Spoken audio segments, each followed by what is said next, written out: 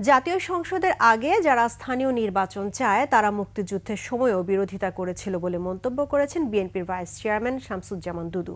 আর নির্বাচনের মতো মূল কাজ বাদ দিয়ে সরকার যদি অন্য কাজে বেশি গুরুত্ব দেয় সেটা জনগণের কাছে গ্রহণযোগ্য হবে না বলে মন্তব্য করেছেন বিএনপির সিনিয়র যুগ্ম মহাসচিব রুহুল কবির রিজভী। মাহিলা ইসলামের রিপোর্ট। বছরের শেষ দিকে হতে পারে জাতীয় সংসদ নির্বাচন। প্রধান উপদেষ্টার এমন বক্তব্যের পর রাজনৈতিক অঙ্গনে কিছুটা স্বস্তির হাওয়া বইলেও নতুন করে আলোচনার জন্ম হয় আগে স্থানীয় নির্বাচন নাকি জাতীয় নির্বাচন।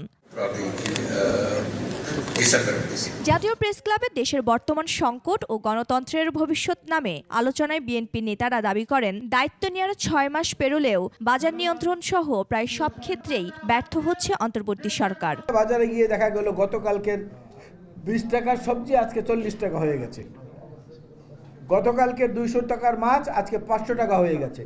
মানুষ অতিষ্ঠ ছিল।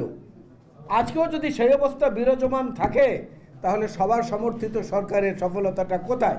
একই অনুষ্ঠানে বিএনপির ভাইস চেয়ারম্যান শামসুজ্জামান দুদু বলেন, যখনই দেশের জন্য ভালো কিছুর দাবি ওঠে তখনই বিরোধিতা শুরু করে মুক্তিযুদ্ধের বিরোধীকারী একটি দল। জাতীয় নির্বাচনের আগে স্থানীয় নির্বাচন তারাই দাবি করছে। আগে তো এরা ইসলামী বিপ্লবের কথা বলতো, এখন সেই বিপ্লব বাদ দিয়ে ভোটের রাজনীতিতে আসছে। ভোটটাও যাতে সুষ্ঠুভাবে না হয় সেই বিধি ব্যবস্থার মধ্যে তারা দেশটাকে নিয়ে যেতে চাচ্ছে। কোটি মানুষের আস্থার ভালোবাসায় 11 বারের মতো দেশের 1 নম্বর রেফ্রিজারেটর ব্র্যান্ড ওয়ালটন।